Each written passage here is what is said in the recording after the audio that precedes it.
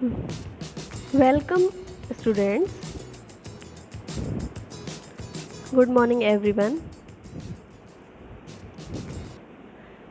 बच्चों, last video में हमने सूक्ष्म जीव कितने प्रकार के होते हैं उसके बारे में पढ़ लिया था। आज हम सूक्ष्म जीव और उनके प्रभाव के बारे में पढ़ेंगे। ठीक है, तो कुछ जीवाणु जो होते हैं, मतलब सूक्ष्म जीव जो होते हैं, वो लाभदायक भी होते हैं और कुछ हानिकारक भी होते हैं। ठीक है, अब देखिए, जैसे सूक्ष्म जीव में कवक आते हैं, तो ये जो पहला है आपका प्रतिजैविक दवाएं, ये सूक्ष्म जीवों के माध्यम से प्राप्त होती हैं। कैसे? देखिए, एक कवक होता है जिसका नाम होता है पेनिसिलियम।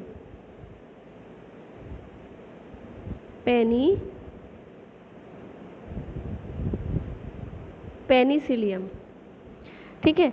इस कवक से, ये कवक का नाम है, इस कवक से एक औषधि, मतलब एंटीबायोटिक, जिसे हम बोलते हैं कि उसका नाम क्या होता है, पेनिसिलिन। पेनिसिलिन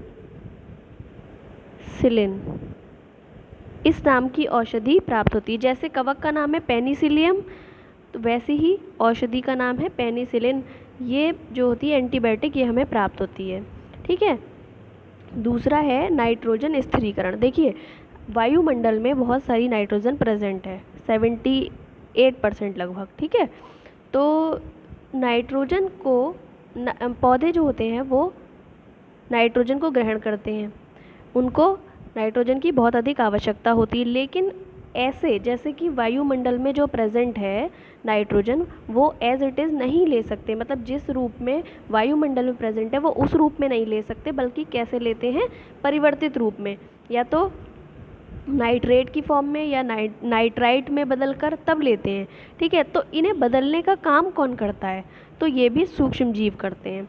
ठीक है, जैसे कि एक जो जितने भी लेग्यूम प्लांट होते हैं, मतलब जैसे मटर है, चना है, इस टाइप के जितने भी प्लांट होते हैं, तो उनके जड़ों में, ठीक है, उनकी जड़ों में गांठें पाई जाती हैं और उन गांठों के अंदर बैक्टीरिया उपस्थित होते हैं जो कि वायुमंडल की नाइट्रोजन को किस में बदलते हैं, नाइट्राइट या नाइट्रेट में।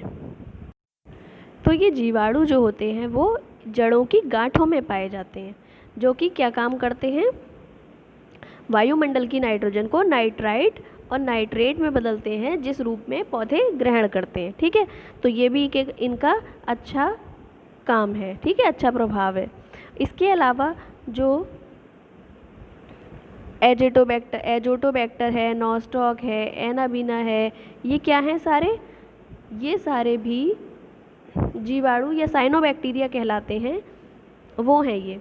ठीक है, ऑसिलेटोरिया, ये सब भी एक तरह से उर्वरक का ही काम करते हैं। ठीक है, नाइट्रोजन को फिक्स करते हैं। और ये जो नॉस्टॉक है, एनाबिना है, साइटोनीमा है, ऑसिलेटोरिया है, ये सारे क्या काम करते हैं, जो धान का खेत होता है उसमें एक तरीके से जैव उर्वरक का काम करते हैं। ठीक है, ये भी एक इनका अच्छा प्रभाव है। अब देखिए,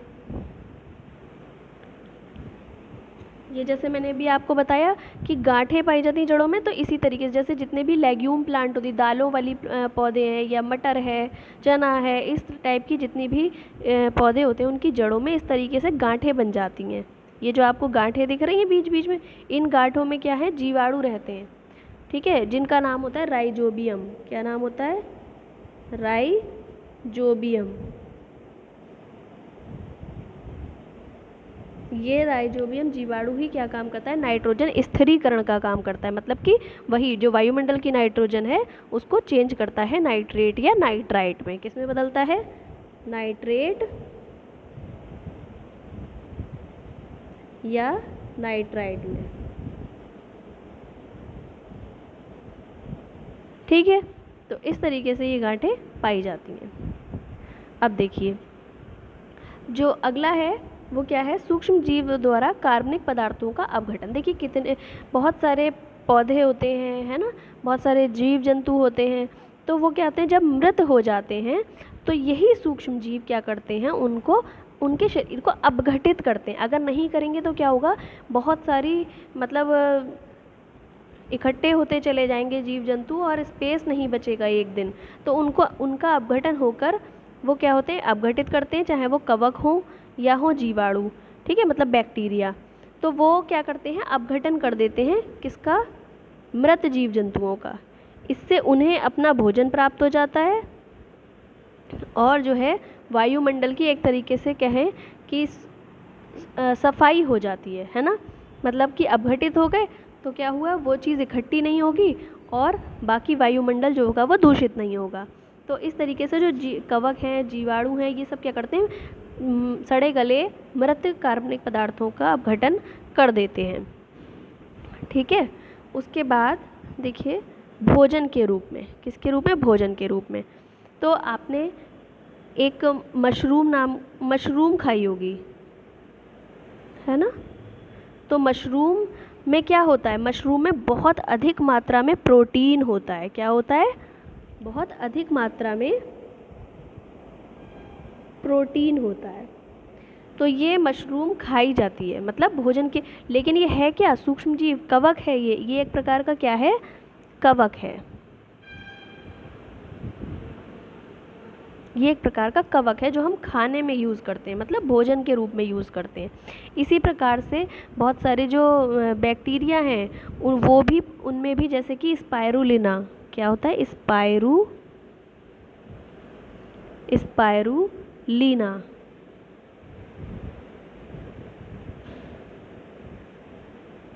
स्पाइरुलिना, इस ये भी एक प्रकार का क्या, साइनोबैक्टीरिया। इसमें भी प्रोटीन की मात्रा बहुत ज़्यादा उच्च होती है। तो ऐसे बहुत से सूक्ष्म जीव हैं, जैसे कवक है या साइनोबैक्टीरिया, इस टाइप की चीज़ों का यूज़ क्या किस में किया जाता है, भोजन के रूप में किया जाता है, ठीक है। अब अगला है उद्योग धंधों के रूप में। उद्योग धंधों में कैसे, जैसे कि सिरका उद्योग है या डेयरी उद्योग है ना। तो जैसे दूध से जो दही बनता है वो भी किसके द्वारा बनता है, बैक्टीरिया के द्वारा। कैसे, कौन से बैक्टीरिया, लैक्टोबैसिलस,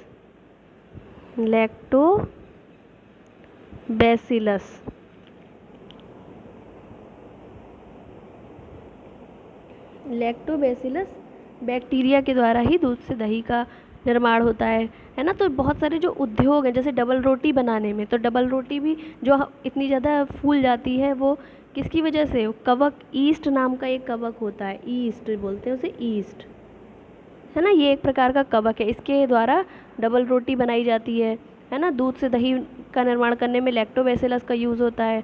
सिरका उद्योग में, तंबाकू उद्योग में, चाय में, चमड़े के उद्योग में, इन सभी उद्योगों में क्या होता है, सूक्ष्म जीव बहुत ही महत्वपूर्ण होते हैं और इनके द्वारा उद्योगों में यूज़ किया जाता है विभिन्न प्रकार की चीज़ों को बनाने में, ठीक है। अगला है आनुवंशिक अभियांत्रिकी में। तो बहुत सारे जो जंतु होते हैं वो बनाए जाते हैं, बहुत सारे आर्टिफिशियल हार्मोन बनाए जाते हैं, है ना। जैसे कि इंसुलिन हार्मोन अलग से लिया जाता है। इंसुलिन आपने देखा होगा, जो डायबिटीज़ के मरीज होते हैं वो अलग से इंसुलिन का इंजेक्शन लेते हैं। तो वैसे इंसुलिन क्या होता है, हमारी बॉडी में नेचुरली, प्राकृतिक रूप से बनता है, लेकिन इसे अलग से भी बनाया जाता है। वो किसके द्वारा, आनुवंशिक अभियांत्रिकी के द्वारा बनाना पॉसिबल हुआ है, ठीक है। अब देखिए, हाँ, कुछ, अब मैंने ये तो बता दिए जो लाभदायक सूक्ष्म जीव के प्रभाव थे, है ना। अब कुछ हानिकारक सूक्ष्म जीवों के भी प्रभाव हैं, ठीक। इसमें क्या होता है, जैसे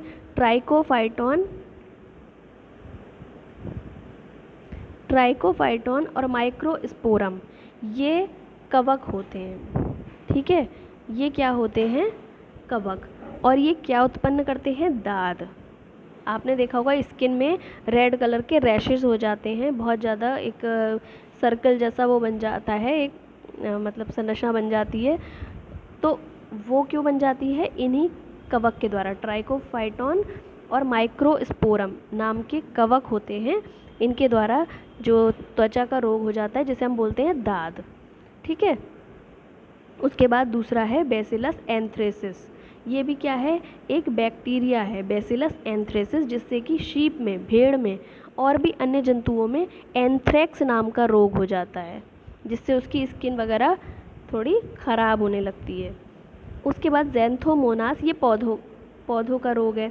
तो ज़ैंथोमोनास एक प्रकार का बैक्टीरिया है, ये बैक्टीरिया का नाम है ज़ैंथोमोनास। तो ये क्या करता है, नींबू का जो पेड़ होता है उसमें कैंकर रोग उत्पन्न कर देता है, मतलब उसकी पत्तियां वगैरह ख़राब होने लगती हैं, नींबू पर भी, नींबू जो होते हैं फल होते हैं उसके, वो ख़राब होने लगते हैं। इसी प्रकार से फाइटोप्थोरा इन्फेस्टेंस, ये क्या करता है, आलू के पौधों में डिजीज़ फैलाता है। ये क्या है, एक प्रकार का कवक है। ठीक है, ये क्या है, एक प्रकार का कवक। फाइटोप्थोरा इन्फेस्टेंस एक प्रकार का कवक है जो कि आलू के पौधों में पछेता अंगमारी रोग, आलू की पछेता अंगमारी रोग को उत्पन्न करता है। ठीक है, इसी प्रकार से बहुत सारे, जैसे पक्सीनिया, एक पक्सीनिया कवक होता है। देखिए ये है दाद, मैंने अभी बताया, ये दाद हो जाता है कवक के द्वारा। कौन से, ट्राइकोफाइटॉन और माइक्रोस्पोरम कवक के द्वारा। इसी प्रकार से ये देखो, ये नींबू की अभी मैंने बताया, सिट्रस कैंकर डिजीज़ हो जाती है, मतलब कि कैंकर रोग हो जाता है नींबू का। तो वो कुछ इस प्रकार से हो जाता है, देखिए पत्तियां खराब हो जाती हैं, फल खराब हो जाते हैं, है ना। अब उसके बाद जैसे पक्सीनिया, अभी मैंने बताया कि जो पक्सीनिया एक प्रकार का क्या होता है, कवक होता है, जिसके द्वारा गेहूं के पौधों में काला कीट रोग हो जाता है। क्या हो जाता है, गेहूं के पौधों में काला कीट रोग हो जाता है। फिर उसके बाद राइजोपस और म्यूकर, ये क्या है, एक प्रकार के कवक हैं जो कि ब्रेड, अचार, मुरब्बा, इन सबको नष्ट कर देते हैं। अगर उस पर लग जाएं इनके स्पोर्स या बीजाणु, तो इनको ब्रेड, अचार, मुरब्बा, इन सबको नष्ट कर देते हैं। फिर है क्लॉस्ट्रीडियम बोट्यूलिनम, ये क्या है, एक प्रकार का बैक्टीरिया है जो कि खाद्य पदार्थों को नष्ट कर देता है। जैसे हम कहते हैं फूड पॉइजनिंग हो गई, तो क्यों होती है फूड पॉइजनिंग, इसी के द्वारा होती है, क्योंकि ये भोजन को नष्ट कर देते हैं। आपने देखा होगा जब गर्मियाँ होती हैं, बहुत टाइम तक हम खाना रखे रहें और ख़राब, अगर बाई चांस ख़राब खाने को खा ले, तो उससे क्या हो जाता है, बोट्यूलिनम रोग हो जाता है, जिसे हम बोलते हैं फूड पॉइजनिंग हो गई। तो वो किसके द्वारा होती है, क्लॉस्ट्रीडियम बोट्यूलिनम के द्वारा। ठीक है, उसके बाद है एक कवक और होता है पॉलीपोरस कवक। ये क्या करते हैं, जो कटी हुई लकड़ी होती है उस पर उगाते हैं और उस लकड़ी पर उगकर ये उस लकड़ी को नष्ट कर देते हैं। ठीक है,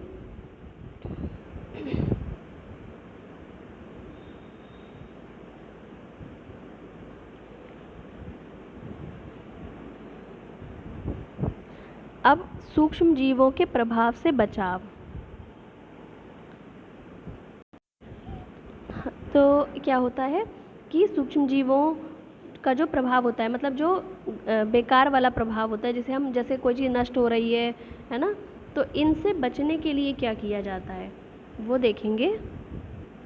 जैसे देखिए, पहला होता है, ये पहला, फैब्रिक तथा चमड़े के सामानों का बचाव कैसे किया जाता है, टैनिंग द्वारा। देखिए ऐसा होता है, कुछ चीज़ों को तो हम अगर बहुत सही से संभाल के रखें, उचित संग्रह करें उसका, तो वो सूक्ष्म जीव द्वारा कोई प्रभावित नहीं होते हैं। ठीक है, लेकिन फिर भी अगर वो उनकी संभावना है ख़राब होने की, तो हम उसे क्या करेंगे, चमड़े पर टैनिंग की जाती है। देखिए टैनिंग क्या होता है, एक रासायनिक पदार्थ होता है, अम्लीय रासायनिक पदार्थ, जिसे हम टैनिन बोलते हैं। क्या बोलते हैं, टैनिन। इसको लेकर इस पे एक तरीके से कोटिंग की जाती है, उसी को हम बोलते हैं टैनिंग। टैनिन वर्ड से ही टैनिंग वर्ड आया है।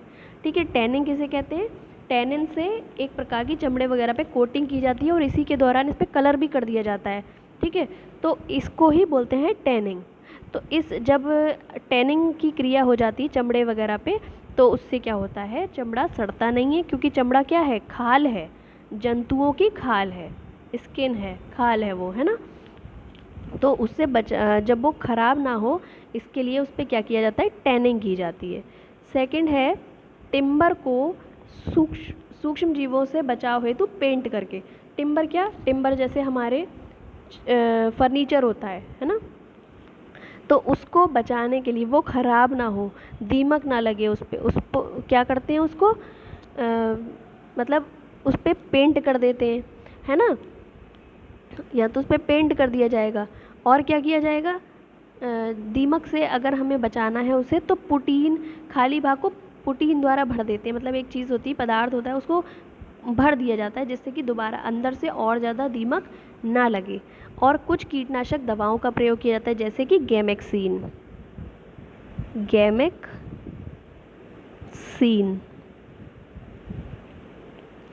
गैमेक्सीन आदि का छिड़काव करके हम कीट संक्रमण से बचा सकते हैं।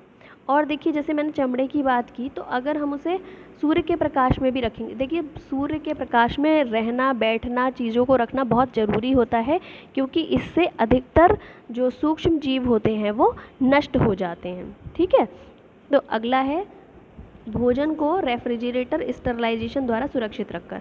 आपने देखा होगा हम बहुत सारी चीज़ों को फ्रिज में रख देते हैं, है ना। क्यों रखते हैं? क्योंकि कम ताप पर जीवाणुओं का जो है वो जीवाणु बढ़ते नहीं हैं, है ना, उनकी वृद्धि नहीं होती, और जब वृद्धि नहीं होगी तो कोई चीज़ ख़राब नहीं होगी जल्दी, एक समय तक, एक निश्चित समय तक। ठीक है, तो हम उसे चाहे वो कोई पेय पदार्थ हो, मतलब पीने वाला कोई पदार्थ हो, दूध है, कोल्ड ड्रिंक है ना, कोई और भी कोई चीज़ है, तो उसको हम क्या करते हैं, फ्रिज में रख देते हैं। क्यों?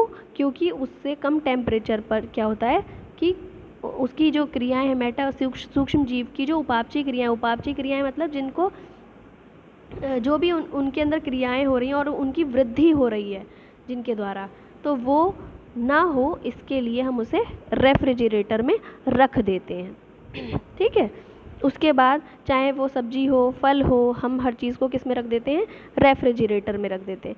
उसके बाद एक वर्ड है स्टेरिलाइजेशन, ये बहुत इंपॉर्टेंट है, इस पर क्वेश्चन आ जाता है। तो इस स्टेरिलाइजेशन का क्या मतलब होता है? देखिए ये जो एक प्रक्रिया है वो चीज़ों को ख़राब होने से, दूध को ख़राब होने से बचाने के लिए की गई थी, जिसे किसने किया था? सबसे पहले लुई पाश्चर ने। लुई पाश्चर ने कौन सी सन में? 1866 में। ठीक है, तो इसी प्रक्रिया इसमें क्या कहते हैं, पाश्चरीकरण विधि का एक पता लगाया था। कौन सी विधि का पता लगाया था? पाश्चरीकरण।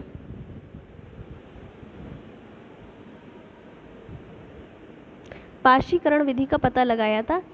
इस विधि में क्या होता है, दूध को स्टेरिलाइज करते हैं, मतलब कि स्टेरिलाइज मतलब जीवाणु से रहित करते हैं, मतलब जीवाणुओं को दूर करते हैं। इसमें क्या होता है, देखिए एक होता है LTH, low holding temperature, low temperature holding, low L for low, T for temperature, H for holding, low temperature holding. इस विधि में क्या करते हैं, जो दूध होता है उसको 145 डिग्री सेंटीग्रेड, फ़ारेनहाइट, सेंटीग्रेड नहीं फ़ारेनहाइट, ठीक है, फ़ारेनहाइट पर लगभग 30 मिनट तक गर्म करते हैं। कितने मिनट तक गर्म करते हैं? 145 डिग्री फ़ारेनहाइट टेम्परेचर होता है, उसे कितने मिनट तक गर्म करते हैं? 30 मिनट तक, जिससे कि वो पूरी तरीके से क्या होता है, स्टेरिलाइज हो जाता है, और मतलब उसका विसंक्रमण हो जाता है, जीवाणु से वो रहित हो जाता है। और एक होता है HTST, मतलब कि high temperature short time. HTST का मतलब H for high, T for temperature, S for short और T for time, high temperature short time. इस विधि में देखिए वर्ड से समझ में आ रहा, हाई टेम्परेचर मतलब कि बहुत ज़्यादा टेम्परेचर होगा, तो हम इसे कितने पे, 161 डिग्री फ़ारेनहाइट, 161 डिग्री फ़ारेनहाइट पर लगभग कितने टाइम तक? केवल 15 सेकेंड तक, 15 सेकेंड तक गर्म करते हैं। इससे जितने भी जीवाणु होते हैं, बीजाणु होते हैं, वो सारे मृत हो जाते हैं। ठीक है, फिर एक और होता है अगला, भोज्य पदार्थों को उबालकर। तो हम जैसे कुछ भोज्य पदार्थ होते हैं, उसे पैकिंग करने से पहले उसे 120 डिग्री सेंटीग्रेड, मतलब 120 डिग्री सेंटीग्रेड से 126 डिग्री सेंटीग्रेड तापमान पर रखकर लगभग 12 से 19 मिनट तक गर्म करते हैं। ठीक है, 12 से 19 मिनट तक गर्म करते हैं, जिससे कि ये क्या होता है, पूरी तरीके से बीजाणु रहित हो जाते हैं, मृत हो जाते हैं। जितने भी उसमें बीजाणु, जीवाणु ये सब होते हैं, ये सारे क्या होते हैं, मृत हो जाते हैं, मर जाते हैं। ठीक है, और एक और है कि पुस्तकों, देखिए भोज्य पदार्थों को उबालकर, ये मैंने आपको बता दिया। उसके बाद पुस्तकों तथा वस्त्र आदि में कीटनाशक दवाओं उपयोग करके, आपने देखा होगा वाइट कलर की एक छोटी छोटी गोलियां लाते हैं, वो गोलियां किसकी होती हैं? नेफ्थिलीन की। किसकी होती हैं? नेफ्थिलीन की। इन गोलियों को हम कपड़ों वगैरह में डाल देते हैं, जिससे कि क्या होता है, उस पर किसी भी जीवाणु का असर नहीं होता, ख़राब नहीं होते, सुरक्षित रहते हैं। अक्सर देखा होगा गोलियां होती हैं वाइट कलर की, है ना, उसको रख देते हैं। वो किसकी गोलियां होती हैं? नेफ्थिलीन की। और बहुत सारी, जैसे मैंने बताया, कीटनाशक दवाएं होती हैं, जैसे गैमेक्सिन, उसका भी प्रयोग हम क्यों करते हैं? जिससे कि उसे कीटों के संक्रमण से बचाया जा सके। ठीक है।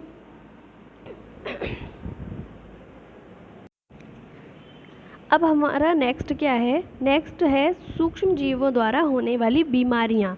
देखिए, कुछ बीमारियाँ ऐसी होती हैं जो पौधों में होती है, जैसे मैंने अभी आपको पिछले में बताया कि नींबू का कैंकर रोग है, या पक्सीनिया के द्वारा गेहूं का किट रोग है ना, ये पौधों की बीमारियाँ हैं। और जंतुओं में भी जैसे दाद हो गया, और भी बहुत सारे होते हैं, जैसे डेंगू है ना, चिकनगुनिया है, मलेरिया है, हैजा है, टाइफाइड, खसरा, चिकन पॉक्स, पोलियो, ये सब होते हैं। ये सारी क्या हैं? बीमारियाँ हैं जंतुओं और पौधों की। ठीक है, तो हम इन्हीं बीमारियों का अध्ययन करेंगे। देखिए, ये एक तालिका दी हुई है, इसमें एक तरफ मानव रोग, फिर किसके द्वारा होता है? सूक्ष्म जीव, और संचरण का, किस प्रकार वो फैलते हैं, संचरण का तरीका, और उससे बचाव। ये 4 चीज़ें हमें पढ़नी है। तो पहला है क्षय रोग, टीबी, जिसे हम बोलते हैं क्षय रोग। तो ये किसके द्वारा होता है? जीवाणु के द्वारा। और जीवाणु कैसे आते हैं? वायु के द्वारा। जैसे हम आसपास किसी के खांसने, छींकने, इस टाइप से की चीज़ें, जब वायु के द्वारा उसके जो जीवाणु होते हैं वो आ जाते हैं, दूसरे व्यक्ति को संक्रमित करते हैं। तो जिस प्रकार, जैसे अभी कितना वायरस फैला हुआ है ना, कोरोना वायरस, वो कैसे फैल रहा है? वो सब इसी प्रकार से फैल रहा है, माध्यम से।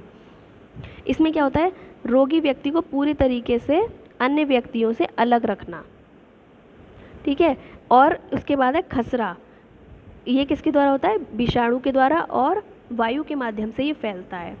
चिकन पॉक्स भी विषाणु के द्वारा होता है, जो वायु के सीधे संपर्क से, है ना।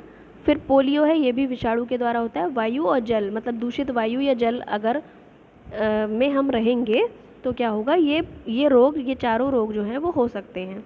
तो इसमें इनके बचाव के लिए क्या किया जाता है? रोगी व्यक्ति को पूरी तरह से अन्य व्यक्तियों से अलग रखा जाता है।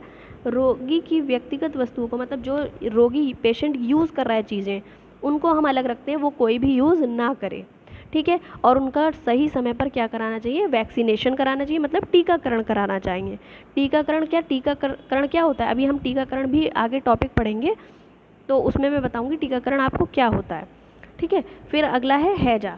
हैजा जीवाणु के द्वारा होता है, और दूषित जल या भोजन अगर हम ग्रहण कर ले तो उसकी वजह से, और टाइफाइड भी इसी वजह से होता है, दूषित जल को ग्रहण कर ले तो। ठीक है। इसमें क्या? व्यक्तिगत स्वच्छता, अच्छी आदतों को अपनाना, भली भांति पके भोजन को खाना, जिससे कि उसमें जो बैक्टीरिया हैं वो सारे नष्ट हो जाएं और वही हम अच्छी चीज़ ग्रहण करें। उबला हुआ पेयजल, क्योंकि वो दूषित, अगर हम उबाल लेते हैं पानी तो क्या होता है? उसमें से जीवाणु विषाणु जो होते हैं वो मृत हो जाते हैं, जीवाणु और बीजाणु। और टीकाकरण कराना आवश्यक होता है। फिर अगला है हेपेटाइटिस। ये भी क्या है? विषाणु की वजह से होता है, और ये दूषित जल वगैरह अगर हम ग्रहण कर लें तो उसकी वजह से भी ये, उस माध्यम से ये फैलता है। ठीक है। इसमें क्या था? उबले हुए जल का प्रयोग किया जाता है, और टीकाकरण, ये इसके बचाव के उपाय हैं। फिर अगला है मलेरिया। मलेरिया किसके द्वारा होता है? प्रोटोजोआ के द्वारा। प्रोटोजोआ भी मैंने आपको बताया था, एक सूक्ष्म जीव है जो कि मच्छर के द्वारा फैलता है, और इसमें हम क्या करते हैं? मच्छरदानी का प्रयोग करते हैं, और मच्छर भगाने वाले रसायनों का, जैसे आपने देखा होगा ओडोमॉस क्रीम का यूज़ होता है, या फिर बहुत सारे स्प्रे आते हैं, है ना, उसका यूज़ किया जाता है। फिर क्या है? डेंगू। डेंगू किसके द्वारा होता है? विषाणु के द्वारा, और विषाणु को फैलाता कौन है? मच्छर। उसके बाद है चिकनगुनिया।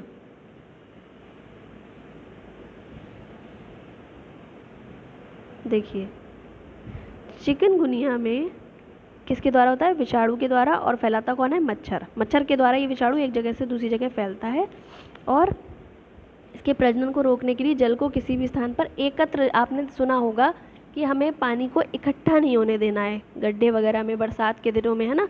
क्यों? क्योंकि वहाँ पर क्या होते हैं? ये मच्छर ही पनपने लगते हैं, मतलब मच्छर जो है बढ़ने लगते हैं, और यही किसका कारण है? रोग फैलाने के कारण है। बीमारी अगर हो जाए तो क्या कहते हैं, अच्छे चिकित्सक से इलाज करवाना चाहिए। फिर जो है एक है जापानी मस्तिष्क ज्वर, ये विषाणु के द्वारा होता है, मच्छर इसको फैलाता है, और मच्छरदानी का प्रयोग करते हैं हम इसमें मच्छर भगाने के लिए। रसायनों का प्रयोग वही है जो मच्छर के द्वारा होते हैं, उसमें हम मच्छर को रोकने के तरीके अपनाते हैं, ठीक है, ज्वर। फिर है ये एक्यूट एन्सेफेलाइटिस सिंड्रोम, ये एक ही चीज़ है, एक्यूट सेफेलाइटिस सिंड्रोम। इसमें क्या होता है, विषाणु, जीवाणु, कवक किसी के भी द्वारा ये हो सकता है, स्पायरोकीट। फिर ये जो होता है वो मच्छर, पानी, हवा, खान पान किसी भी द्वारा से, कोई भी चीज़ अगर हम इसके संपर्क में रहेंगे तो क्या होगा, इनके द्वारा ये रोग फैल सकता है। फिर इनके प्रजनन को रोकने के लिए किसी भी स्थान पर पानी को हमें एकत्रित नहीं रहने देना। आपने देखा होगा कि हम क्या करते हैं, जहाँ भी पानी इकट्ठा होता है वहाँ पर हम क्या करते हैं, मिट्टी का तेल डाल देते हैं। क्यों? क्योंकि मिट्टी का तेल एक लेयर बना देता है पानी के ऊपर, जिससे कि जो मच्छर के लार्वा वगैरह होते हैं उनको श्वसन में, मतलब सांस लेने में दिक्कत होती है, और जिससे वो क्या होते हैं, मर जाते हैं। आपको पता है जंतुओं को जीवित रहने के लिए ऑक्सीजन की आवश्यकता होती है। अब वही नहीं मिलेगी तो वो मर जाएंगे, और मर जाएंगे तो वो उनकी संख्या नहीं बढ़ेगी, और संख्या नहीं बढ़ेगी तो रोग नहीं फैलेगा, ठीक है। धान के खेतों में नीम की खली का प्रयोग होता है। नीम, आपने देखा है नीम को बहुत से लोग जला के भी यूज़ करते हैं ना, जिससे वातावरण शुद्ध हो सके, तो नीम। और फिर पानी में क्या करते हैं, क्लोरीन की गोलियाँ मतलब क्लोरीन युक्त पानी का प्रयोग करते हैं। क्लोरीन डालने से क्या होता है, जितना भी दूषित जल होता है वो शुद्ध हो जाता है ना। और अगर यदि फिर भी इतने सब उपाय अपनाने के बाद भी अगर बीमारी होती है तो हमें किसी अच्छे चिकित्सक से इलाज करवाना चाहिए, और समय पर टीकाकरण करवाना चाहिए, ठीक है। अब देखिए ये हैं कुछ पौधों के रोग। तो गेहूं का गेरुई रोग जो किसकी वजह से होता है, कवक के द्वारा। गेहूं का एक होता है कंडुआ रोग, ये किसके द्वारा होता है, कवक के द्वारा। सिट्रस कैंकर मैंने आपको अभी दिखाया था पीछे चित्र। नींबू का जो कैंकर रोग होता है वो किसके द्वारा होता है, जीवाणु के द्वारा। फिर अगला है आलू में विलय विलगन, रिंग रॉट ऑफ पोटैटो, ये एक आलू का रोग होता है जो किसके द्वारा होता है, बैक्टीरिया के द्वारा, यानी जीवाणु के द्वारा। फिर एक रोग होता है तंबाकू का मोजैक रोग, ये होता है विषाणु के द्वारा। इसमें ये से पत्तियाँ होती हैं, उस पर ऐसे पैचेस पड़ जाते हैं ऐसे करके। इसमें क्या होता है, लीफ कर्ल ऑफ कुकुरबिट, ये एक कुकुरबिट एक फैमिली होती है, कुल होता है, उसमें लौकी है, तुरई है, ये सब चीज़ें आती हैं। तो ये रोग, ये पौधों का रोग है, और किसके द्वारा होता है, विषाणु के द्वारा, ठीक है। तो आपने कुछ जंतुओं में होने वाले रोग पढ़े जो कि विभिन्न प्रकार के सूक्ष्म जीवों द्वारा होते हैं, चाहे वो कवक हो, चाहे विषाणु हो, चाहे जीवाणु हो, है ना, चाहे प्रोटोजोआ हो। तो ये, और आपने क्या पढ़ा, कुछ पौधों में होने वाले रोग पढ़े, जीवाणु के द्वारा, विषाणु के द्वारा और कवक के द्वारा। अब कुछ और भी रोग हैं जिनके बारे में थोड़ा सा हम डिटेल में पढ़ेंगे बाद में। इस वीडियो में हम इतना ही पढ़ेंगे। Thank you so much.